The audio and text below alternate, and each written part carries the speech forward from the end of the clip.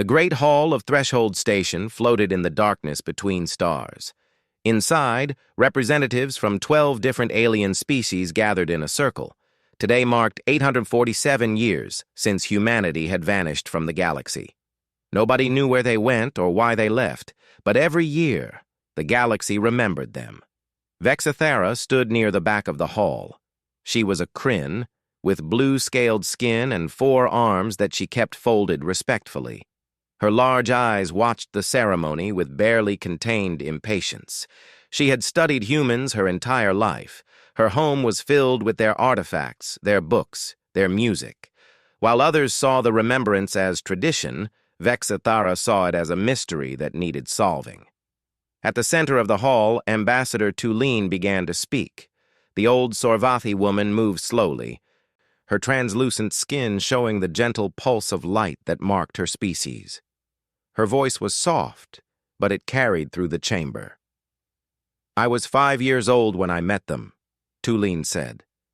"The humans came to our world when the Vrex invasion fleets darkened our sky.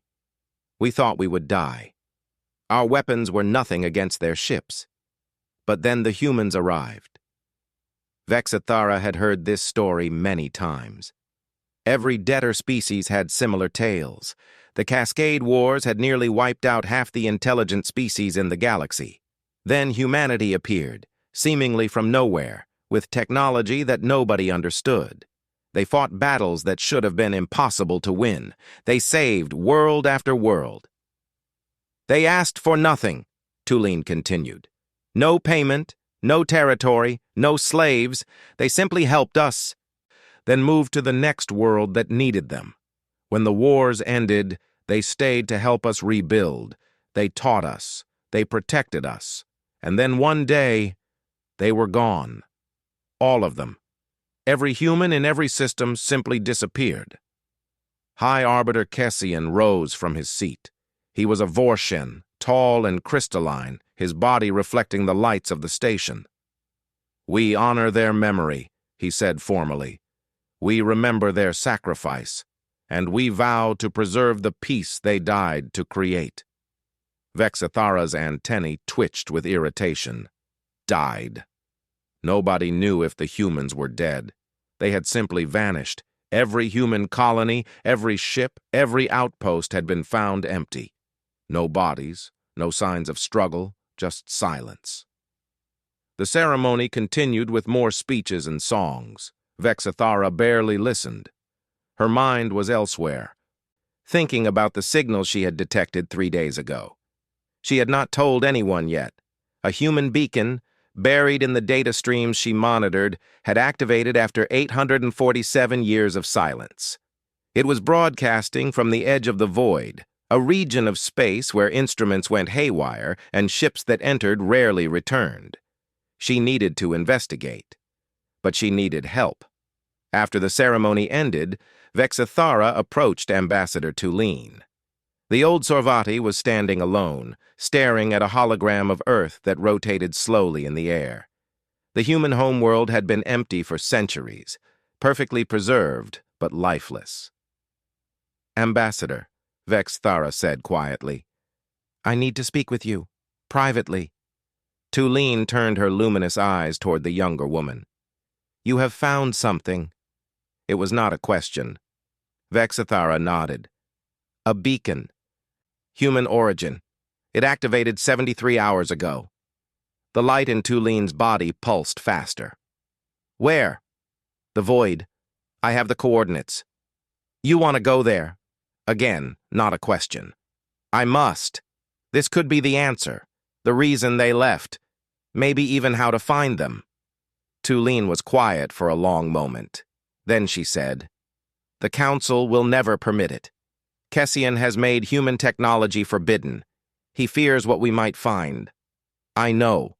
That is why I am asking you, not the Council." "You want me to betray my oath to the Galactic Council?" Vexithara met her eyes. "I want you to honor your oath to humanity. You said they asked for nothing. But what if they need us now? What if that beacon is a call for help?" Tulin's light dimmed and brightened several times. It was how her species showed deep thought. Finally, she said, "I will help you, but we will need a ship, a crew, and we will need to leave quickly before Kessian learns what we plan." Over the next day, they gathered a small team, a pilot named Rexus who owed his grandfather's life to human intervention, an engineer called Mira who specialized in ancient technology, a soldier named Corvin who had been born on a world the humans saved. Each one volunteered knowing they might never return. They took a small scout ship called the Seeker. It was fast and had stealth capabilities. As they prepared to depart, High Arbiter Kessian himself appeared in their docking bay. "I know what you are planning," he said, his crystalline body reflecting harsh red light. "I cannot allow it." "You cannot stop it," Tulin replied calmly. "We are breaking no laws. The void is not restricted. The beacon is human technology. That is restricted. Then arrest us when we return." Tulin moved toward the ship's entrance. "If we return." Kessian stepped forward, blocking her path. For a moment, Vexthara thought he would physically prevent their departure. Then the Arbiter said something unexpected. "They left a message. The humans. Before they vanished. Only the Council knows about it." Everyone stopped. Vexthara felt her heart's beating faster. "What did it say?" Kessian's body turned a deep blue. "It said, 'Forgive us. We go to hold the line. Do not follow, do not search, and if we call, do not answer.'" They did not want to be found, Vexthara. They chose to leave. "Then why leave a beacon?" Vexthara asked. "Why activate it now after 847 years? Kessian had no answer to that. Tulin spoke gently. "You are afraid, Arbiter, afraid that the humans will return and upset the order you have built. You are comfortable in the galaxy they left behind. But comfort bought with someone else's sacrifice is not true peace." "You do not understand what you risk," Kessian said. "Perhaps not.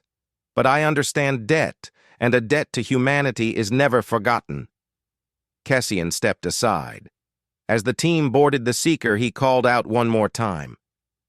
The message had a second part. It said, "We love you all. Remember us well." They did not expect to return, Vexthara. Whatever that beacon means, it may not be what you hope. The Seeker's engines powered up. Vexthara stood at the window, watching Threshold Station shrink behind them. Beside her, Tulin placed a gentle hand on her shoulder. "Do you have doubts?" the old ambassador asked. Vexthara shook her head. "No. If the humans are out there, if they need help, we must answer. They answered when we called. We can do no less." The ship turned toward the void, toward the beacon, toward whatever truth waited in the darkness.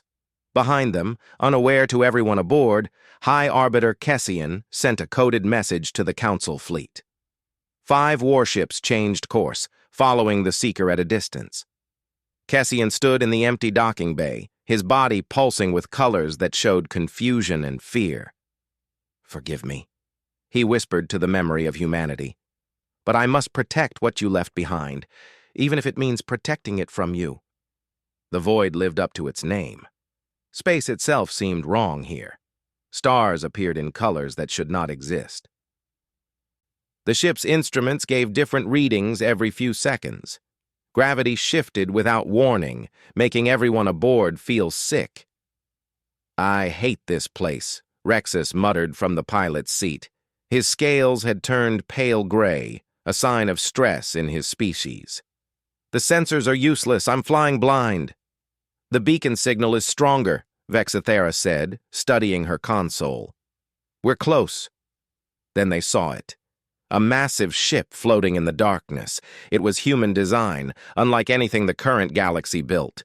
Smooth curves and elegant lines covered in symbols from Earth's many languages. The name across the hull read, Prometheus Rising. "By the ancient stars," Mira whispered. "It's beautiful." The ship was massive, easily the size of a city, but it was dark. No lights, no power signatures. It looked dead. "I'm detecting no life signs," Corvin reported from his station. "But the structure is intact. No damage visible." Tulene moved closer to the window, her body glowing brighter with excitement. "I have seen pictures of ships like this. This is a colony vessel. It could have held 50,000 humans." "Where are they?" Vexthara asked. Nobody answered. They docked with the Prometheus rising carefully. The airlock opened with a hiss of equalizing pressure. To everyone's surprise, there was air inside. Old air, stale but breathable. And there was gravity. "Something is still running," Mira said, checking her scanner. "Minimal power from an unknown source, enough to maintain life support and gravity." They moved through empty corridors. Everything was preserved perfectly, as if the crew had just stepped away for a moment. Personal items remained in quarters. Food sat in a dining hall, dried but not decayed. A child's toy lay on the floor of one room.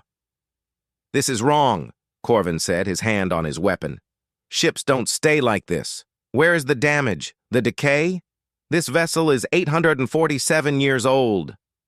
"The void," Rexus suggested. "Maybe time moves differently here." They reached the bridge. It was a large circular room with stations for dozens of crew members. At the center was a captain's chair and a holographic display that was still active, showing the beacon's signal pulsing outward. Vexathera approached the main console. Her hands shook as she touched the human technology. Characters appeared on the screen, switching through several languages before settling on Galactic Standard. "Welcome," a voice said. It was warm and calm. Human. Lights activated across the bridge. A hologram appeared above the captain's chair. It showed a woman's face, middle-aged with dark skin and kind eyes. "I am Oracle, the ship's artificial intelligence," the hologram said. "I have been waiting a very long time for someone to find us. Please, do not be alarmed. I have much to tell you." Everyone stood frozen. Tulene was the first to speak. "You are human technology. You can help us find them. The humans. Where did they go?" Oracle's expression became sad. "They went to save you. All of you. Please observe." The hologram changed. It showed images of space, but space that was tearing apart. Reality itself seemed to be breaking, showing glimpses of something beyond, something dark and hungry. "We discovered this anomaly 850 years ago," Oracle explained. "We called it the Veil. It is a membrane that separates our dimension from another realm, a realm of pure energy and hunger. And something was breaking through." The image showed a shape. It was difficult to look at directly. It seemed to consume light and matter, leaving nothing behind. "We named it the Devourer," Oracle continued. "It was not alive in any way we understood. It simply consumed. It was breaking through the veil in hundreds of locations across the galaxy. We calculated that within 50 years, it would consume everything." Vexathara felt cold. Why did no one else detect this? The veil exists between dimensions. Only human sensors could detect it. We tried to warn the other species, but our evidence seemed impossible to believe. By the time we could prove it, there was no time for debate. We had to act. The hologram showed human scientists working frantically. Then it showed something incredible. Ships moving into the tiers in reality. Humans walking into the veil itself. "We discovered we could anchor the veil," Oracle said. "We could hold it closed, but the anchors had to be living, conscious beings, and they had to remain in the space between dimensions, forever." Tuline's light pulsed rapidly. "They sacrificed themselves. All of them. Every human made the choice," Oracle confirmed. 52 billion people, every man, woman, and child. We became living anchors, holding reality together, keeping the Devourer out. "But you are here," Corvin said. "This ship is here." I am not truly here. This is an automated recording, activated when I detected non-human life approaching. The real Oracle is with the others. Holding the line, the hologram paused. But I am failing. We are all failing. What do you mean? Vexithera demanded. The anchors are degrading. We have held the veil closed for 847 years, but we are not immortal. The strain is incredible. We are dying, one by one. When we fail completely, the veil will collapse. The devourer will break through. Everything we sacrificed ourselves to prevent will happen. What can we do? Tulin asked desperately. You can bring us back, Oracle said. Before we die, you can pull us out of the space between. It will require massive energy. It will require the cooperation of every species we saved. And it will be dangerous. The devourer will sense what you are doing. It will fight to stop you. The hologram displayed complex diagrams and calculations. We left instructions. We left the technology. We even left a path to follow. But you must act quickly. I estimate we have less than 100 days before the anchors fail completely. Why did you wait so long? Vexithara asked. Why not activate the beacon sooner? We hoped we could hold forever, Oracle said softly. We did not want to ask for help. You had already suffered so much. We wanted you to live in peace. But now there is no choice. We are failing, and we need you. Mira was studying the data streaming across the screens. This is incredible. The power requirements are enormous. We would need to drain entire stars. And the coordination required, every species would need to work together perfectly. The Galactic Council will never agree, Corvin said grimly. They have forbidden human technology. They fear what humanity has become. Then you must convince them, Oracle said. Show them these recordings. Show them the truth. Help them understand that a debt to humanity is never forgotten. Suddenly, alarms blared. Rexus checked his communicator. We have company. 5 Council warships just appeared at the edge of the void. They're demanding we surrender the ship. Kessian, Tulin said bitterly. He followed us. Oracle's image flickered. You must leave now. Take copies of all my data. Spread the truth across the galaxy. Make them understand. The hologram began to fade. Please hurry. We cannot hold much longer. The darkness is so hungry, and we are so tired. Vexithara quickly downloaded everything she could. Terabytes of data flooded into her portable drives. Images of humans holding the veil. Recordings of their final messages. Technical specifications for the return process. As they ran back to the Seeker, Tulin stopped at a window. She looked out at the empty corridors of the Prometheus Rising. They were so young, she whispered. So many children. They gave everything. And we will bring them home, Vexithara promised, no matter what it costs. They barely made it back to their ship before the Council forces arrived. As the Seeker jumped away, Vexithara looked back at the Prometheus Rising. The great ship was already fading, pulled deeper into the void. But she had what she needed, the truth, the instructions, the proof. Now came the hard part. Convincing the galaxy to risk everything to save the ones who had already saved them all. The transmission spread across the galaxy like wildfire. Vexithara had not waited for permission or approval. She broadcast Oracle's recordings on every frequency to every system, translated into every known language. The galaxy watched in horror and awe as the truth unfolded before them. On the Kryn homeworld, families gathered around displays in their homes. They saw human families walking hand in hand into tears and reality. They heard a human father tell his children to be brave. They watched as 52 billion people chose to sacrifice everything. On Sorvath, Tulin's homeworld, old veterans wept openly. They remembered the humans who had saved them. Now they understood the price that had been paid. On worlds that had never met humans, people learned for the first time about the silent guardians who had been protecting them for 847 years. But not everyone responded with gratitude. High Arbiter Kessian called an emergency council session. His crystalline body flashed angry red as he addressed the assembly. This broadcast is illegal. It violates 7 different protocols regarding classified information and forbidden technology. The information was never yours to classify, Vexathera replied calmly. She stood in the center of the council chamber, surrounded by the representatives of dozens of species. The humans left it for everyone. You simply chose to hide it. I chose to protect the galaxy from false hope and dangerous technology. You chose to protect your power, Tulane said sharply. The old ambassador stood beside Vexathara. You feared that humanity's return would upset the comfortable order you have built. Murmurs ran through the chamber. Many council members looked uncomfortable. A Vrexian representative stood. The same species that had once tried to conquer half the galaxy now spoke with a voice full of shame.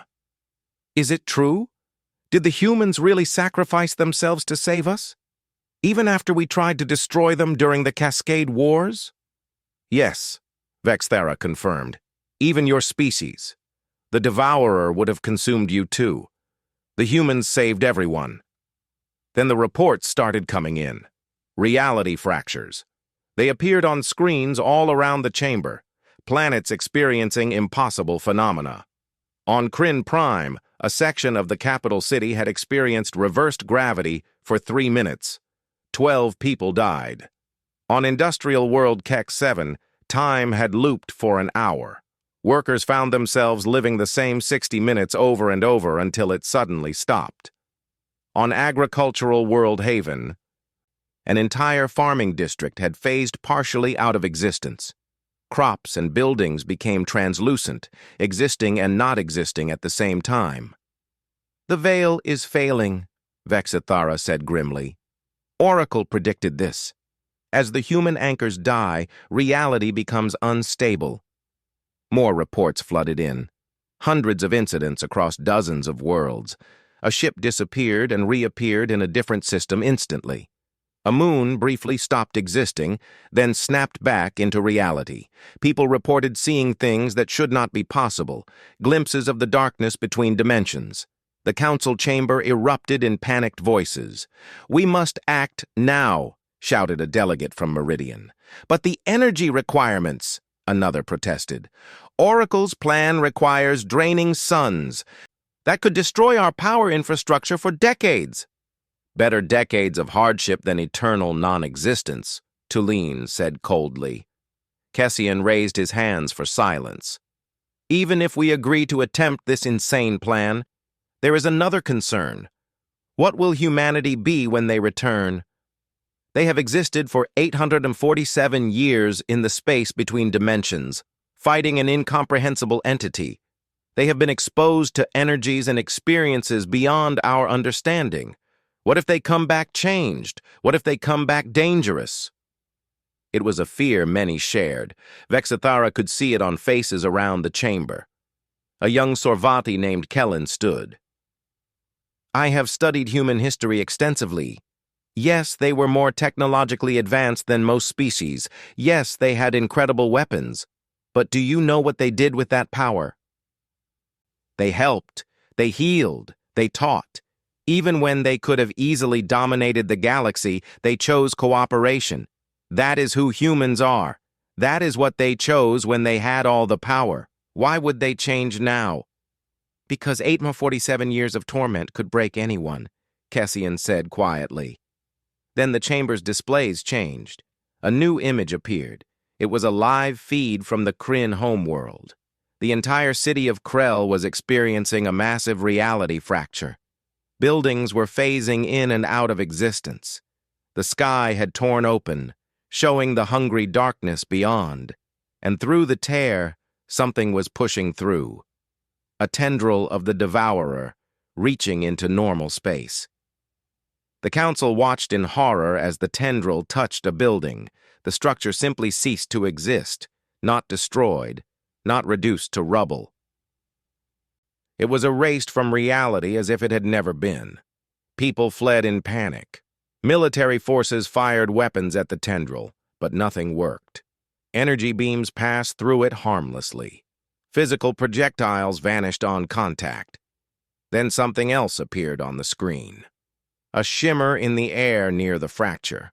A human form, translucent and flickering. Then another, and another. "The anchors are manifesting," Vexithera breathed. "They are trying to hold the breach from inside." Everyone could see the strain on the humans. Their forms flickered violently.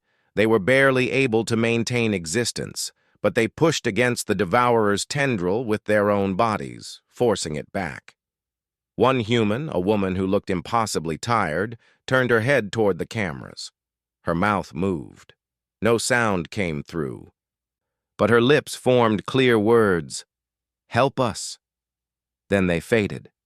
The breach sealed. The city was saved, but everyone understood. The next breach might not be stopped. The council chamber was silent for a long moment. Finally, a delegate from Meridian spoke. "I call for a vote, not a council vote, a galaxy-wide referendum. Let every species that owes their existence to humanity decide. Do we attempt to bring them home, or do we face the Veil's collapse alone?" Cassian looked like he wanted to argue, but he could not. The evidence was undeniable. The danger was real, and the debt was clear. "Very well," he said. "Send the referendum to all systems. Every debtor species gets one vote. The vote will close in 72 hours. Those 3 days felt endless. Vexithera barely slept. She watched as the galaxy debated. Some argued it was too dangerous. The power requirements were too high. The risk of failure too great. Others argued it was a moral imperative. Humanity had sacrificed everything. The debt must be repaid. Young species feared becoming irrelevant if humanity returned at a higher level of evolution. Old species who remembered the Cascade Wars argued that humanity had already proven their character. On the third day, the votes were counted. The result was close. 63% in favor, 37% against. Humanity would be brought home. Cassian stood before the council one final time before the operation began. His crystalline body had turned a deep blue, the color of sorrow in his species. "I will help with the operation," he said quietly. "I will contribute my ship and my resources, not because I am no longer afraid. I am terrified. But because Ambassador Tulin was right. A debt to humanity is never forgotten, and I have been a coward long enough." Vexithera felt hope for the first time in days. "Thank you, Arbiter." "Do not thank me yet," Cassian said. "The hard part is just beginning. We must coordinate hundreds of species, drain multiple stars, and open a gateway to a dimension we barely understand, and we must do it before the Devourer breaks through completely." "Then we should start now," Tulin said firmly. "Our family is waiting to come home." Across the galaxy, ships began to move. Hundreds of vessels from dozens of species, all heading toward the coordinates Oracle had provided. Engineers prepared the human pylons that had been hidden away for centuries. Scientists calculated energy requirements and transfer protocols. And in the space between dimensions, 52 billion exhausted humans felt the first stirrings of hope. They had held the line for 847 years. Now it was time to see if the galaxy they saved would save them in return. The Great Convergence was the largest gathering of ships in galactic history. Thousands of vessels from every debtor species surrounded the ancient human pylons. The pylons themselves were massive structures, taller than mountains, covered in symbols and technology that nobody fully understood. Vexithera stood on the command deck of the coordination ship, watching displays that showed the entire operation. Her 4 arms moved constantly between different control panels. Beside her, Mira worked on the power calculations. "The energy transfer is stable," Mira reported. All species are contributing on schedule. We are draining 3 stars simultaneously, as Oracle's instructions specified. Tulin watched the nearest star on the display.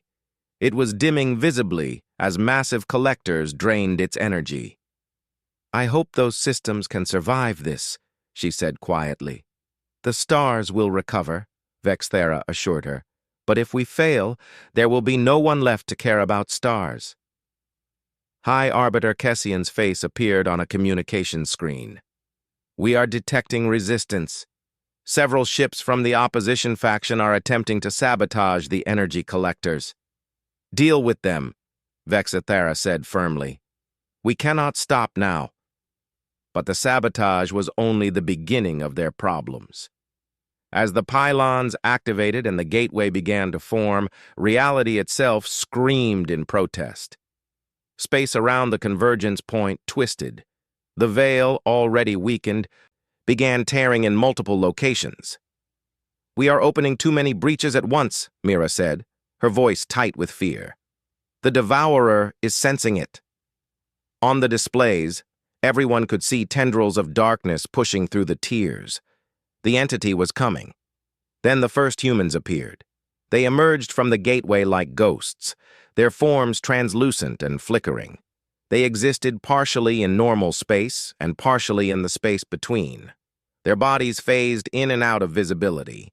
Some looked young, others ancient. All of them looked exhausted beyond measure. One human, wearing what had once been a military uniform, materialized near the command ship. Her image appeared on Vexthera's display. She had dark skin and gray hair, and her eyes held the weight of centuries. "I am Commander Sarah Chen," she said. Her voice was strange, as if it was coming from multiple places at once. "Last captain of the Prometheus Rising. We thank you for answering our call." "Commander, your people need time to stabilize," Vexthera said. The gateway is failing," Chen interrupted. "We can feel it. The Devourer is pushing through. It knows we are escaping. It is making its final attack." As if to confirm her words, the largest veil breach yet tore open. Through it came not just a tendril, but a massive portion of the Devourer itself. It was impossible to look at directly. It seemed to consume light and thought and hope. "All ships fall back," Kessian ordered. "No," Chen said firmly. "If you retreat, the gateway closes. We all die. You all die. We stand here together, or we fall together." More humans were emerging from the gateway.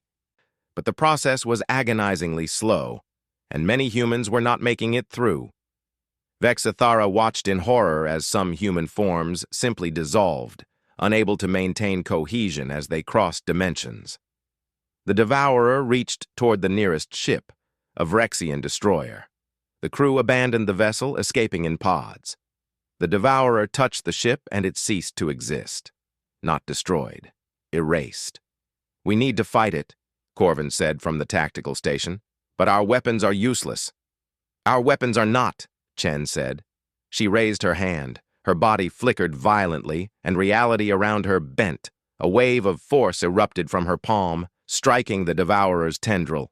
The darkness recoiled. More humans joined her. Thousands of them, their translucent forms surrounding the fleet. They moved their hands in complex patterns, and reality responded. They bent space, twisted time, manipulated the fundamental forces of existence itself. 847 years between dimensions had changed them. They had learned to fight using reality as a weapon, but they were so weak. Vexthera could see the strain on their faces. Every attack cost them. Some humans faded after only a single strike, their forms dissolving into nothing. "They are killing themselves to fight," Tulin said, her light pulsing with anguish.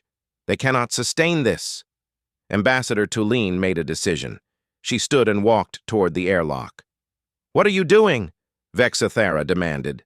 "The gateway needs a connection from this side," Tulin said calmly. "Oracle's data was clear. The humans are anchors pulling themselves out, but they need an anchor on this side to pull toward. Someone must enter the veil." That is a death sentence. Perhaps. Tulin smiled gently. But I am old. I have lived a good life, and I have wanted to see humanity again since I was 5 years old. This way, I will see them from both sides. Before anyone could stop her, Tulin entered the airlock and ejected herself into space. She floated toward the gateway, her body glowing brighter than it ever had before. As she crossed into the veil, Vexithara saw through Tulin's eyes via her communicator. The view was impossible. Billions of humans, stretching into infinity, all holding hands in an endless chain. They surrounded a darkness so complete that looking at it caused physical pain. "I see you," Tulin whispered. "I see all of you. Thank you. Thank you for everything." Her body became pure light, a beacon in the darkness. The gateway stabilized. The connection was complete. Humans poured through faster now. They appeared by the thousands, then tens of thousands. But even as they escaped, the devourer pushed harder. More breaches opened. More tendrils reached through. Commander Chen's form flickered dangerously. "It is too much," she said. "We cannot fight and cross at the same time. The devourer will break through before we can all escape." Cassian's voice came through the communication system.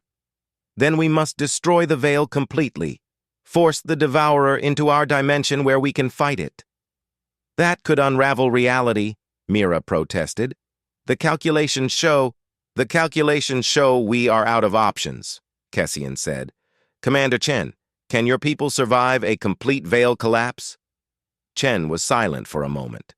When she spoke, her voice was heavy. "Some of us will survive, many will not. The shock of sudden dimensional shift will destroy any human who is not fully stable." "How many?" Vexithara asked. "Perhaps 40% survival rate, maybe less." 40%. That meant 31 billion humans would die. But if they did nothing, everyone would die. "Do it," Chen said. "We did not hold the line for 847 years just to fail now. Collapse the veil. Force that thing into our space. We will finish this." Cassian's ship moved forward. It was a massive vessel, carrying the Arbiter's entire personal fleet. "I will provide the necessary destabilization," he said. "Vexithara, when I give the signal, overload all the pylons simultaneously. The energy feedback should shatter the veil completely." "Arbiter, your ship will be at the center of the collapse," Vexithara said. "You will not survive." "I know." Cassian's crystalline body had turned gold, the color of peace in his species. "A debt to humanity is never forgotten. It is time I paid mine." His ship accelerated toward the largest breach. Weapons firing, shields at maximum, it plunged directly into the Devourer's mass. "Now!" Cassian's voice rang out. "Do it now!"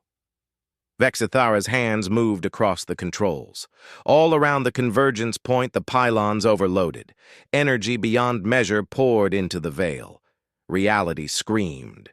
The veil did not just break, it shattered. Fragments of dimensional membrane exploded outward. The space between dimensions collapsed into normal space.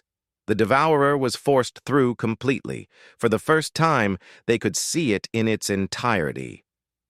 It was vast, beyond comprehension. It stretched across light years, a darkness that consumed everything it touched. Within it, faces seemed to form and dissolve, mouths opened in silent screams. It was hunger given form, and it was in their dimension now, vulnerable. Commander Chen raised both hands. Behind her, every human who had survived the crossing did the same. Their bodies blazed with light as they channeled everything they had left. "For Earth," Chen said. "For the galaxy. For everyone we love." Reality itself became their weapon. They struck. The battle was beyond anything the galaxy had ever witnessed. It was not fought with ships or weapons. It was fought with the fundamental forces of existence itself. Commander Chen and the surviving humans moved like dancers in a cosmic ballet. Their translucent forms flickered and phased as they manipulated space and time. They reached into the fabric of reality and pulled, twisted, reshaped it into weapons against the devourer. One human, a young man whose name was lost to time, clapped his hands together, space compressed between his palms until it became dense enough to have mass. He threw it like a spear. It struck the devourer and exploded, creating a brief wound of nothingness that even the darkness could not fill. But the cost was immediate. The young man's form flickered once, twice, then dissolved completely. He had used everything he had left. All around the battlefield, the same scene repeated. Humans struck with incredible power, then faded. Some managed multiple attacks. Others lasted only seconds in normal space before their forms could no longer hold together. "We are losing them," Vexithera said, watching the human numbers drop on her display. "They are dying by the thousands." "They are buying us time," Mira said. "Look at the energy signatures. Every human attack weakens the devourer. It is bleeding power." She was right. The entity was shrinking. Not quickly, but noticeably. Wherever humans struck, pieces of the darkness broke away and dissipated. But there were not enough humans left. The initial crossing had killed billions in the dimensional shock. Now the battle was claiming thousands more every minute. Commander Chen's form was barely visible now. She had been fighting longer than anyone, and it showed. Her body flickered like a failing light. "All ships," she said, her voice faint. "We need your help. The devourer is weakening, but we cannot finish it alone. We need mass. Energy, everything you can give us." Vexithera understood immediately. "All vessels, approach the devourer at maximum speed. Prepare to convert your ships to pure energy on my mark."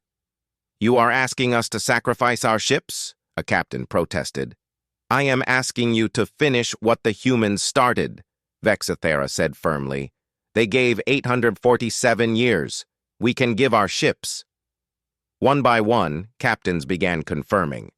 Ships from every species turned toward the devourer. They accelerated, their engines burning at maximum output. The Kryn sent 50 ships. The Sorvathi sent 30. Even the Vrexian, whose species had once been enemies of humanity, sent 20 vessels. As each ship approached the devourer, the remaining humans reached out with their power. They converted matter to energy, transforming the vessels into pure destructive force.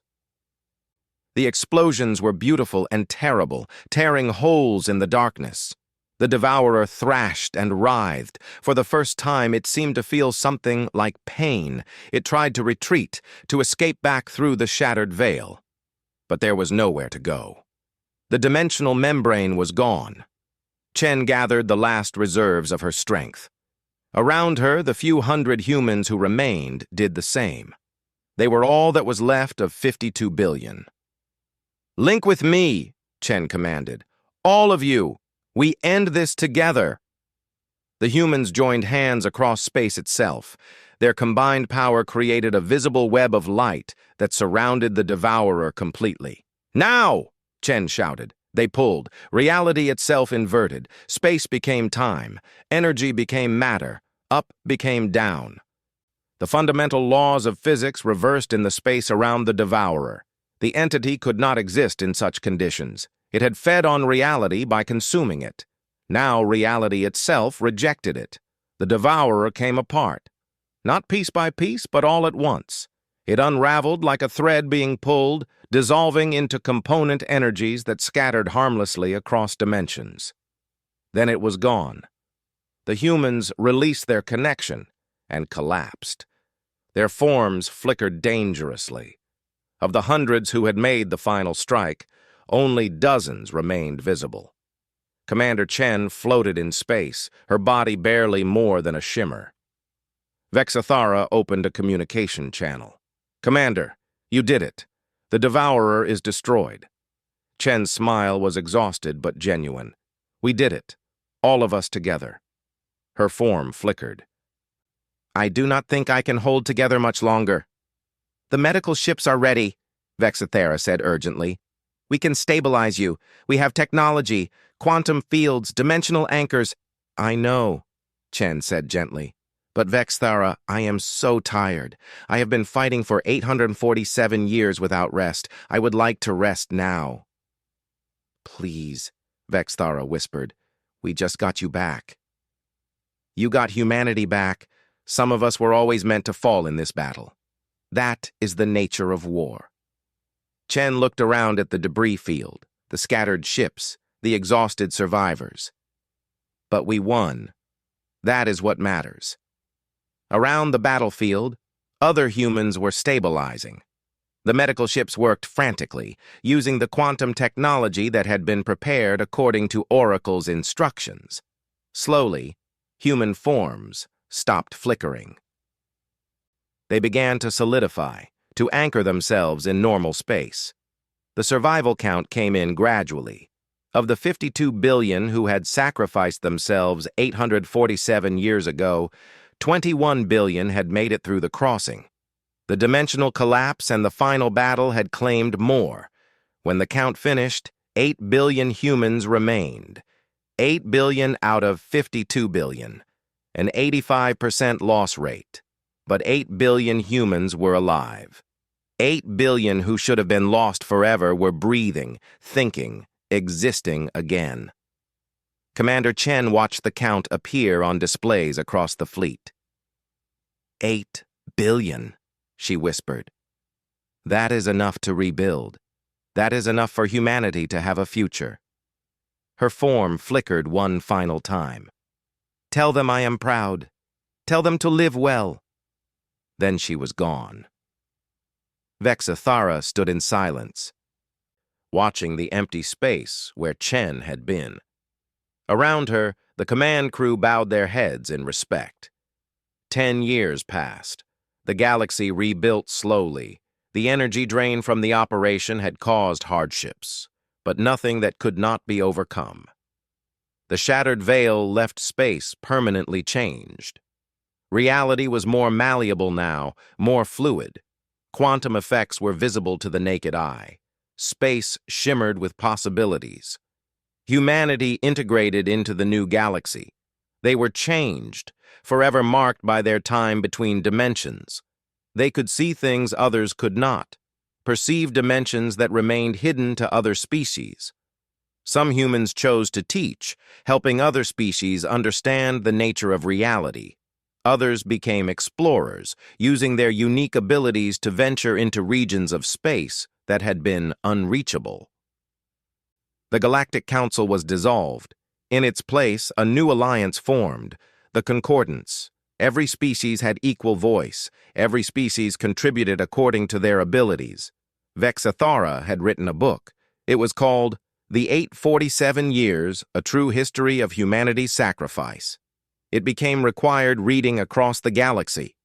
Young people of every species learned about the 52 billion humans who had given everything so that others could live. On this particular day, Vexathera stood at a memorial on Threshold Station. The station had been transformed into a monument to the sacrifice. Names were carved into walls that stretched for kilometers. 52 billion names, every human who had crossed into the veil. A human woman approached and stood beside her. Her name was Maya, and she was one of the survivors. She taught dimensional physics at the Concordance Academy. "I come here often," Maya said quietly, "to remember." "So do I," Vexathera replied. "Your species gave everything for us. We can never fully repay that debt." Maya smiled. "That is where you are wrong. You already repaid it. You could have left us there. You could have decided we were too dangerous, too changed, too costly to retrieve. But you did not. You risked everything to bring us home." She placed her hand on the memorial wall, on the name of Commander Sarah Chen. "The debt is paid, Vexathera. We saved you. You saved us. That is what family does." Vexathera felt her eyes fill with tears. "Family," she repeated. "Yes, the galaxy is one family now. That is what Chen wanted. That is what all of them wanted." They stood together in comfortable silence, looking at the names of the fallen. In the distance, ships moved through space that still bore the shimmer of the shattered veil. Stars shone with colors that had not existed before the final battle. Reality had been shattered and reformed. The galaxy had been broken and rebuilt. And through it all, one truth remained constant. A debt to humanity was never forgotten, and humanity had taught the galaxy what it truly meant to be a family. The memorial wall glowed softly in the station's light. 52 billion names, 52 billion heroes. Some had made it home, most had not, but none were forgotten. And the galaxy they had died to protect would make sure their sacrifice was never in vain. Vexithara placed her hand beside Maya's on the wall. "Thank you," she said, "for everything." Maya nodded. "Thank you for bringing us home." Together they stood watch over the names, two species once separated by impossible distance and time, now standing as one. The galaxy had learned its lesson well. Never forget those who stand for you, always answer when they call, and honor the debt that can never truly be repaid except through living well and standing ready to sacrifice in turn. That was humanity's true legacy, not the technology, not the power, not the ability to manipulate reality, but the willingness to give everything for others and the expectation that others would do the same when the time came. The galaxy had learned, and it would never forget.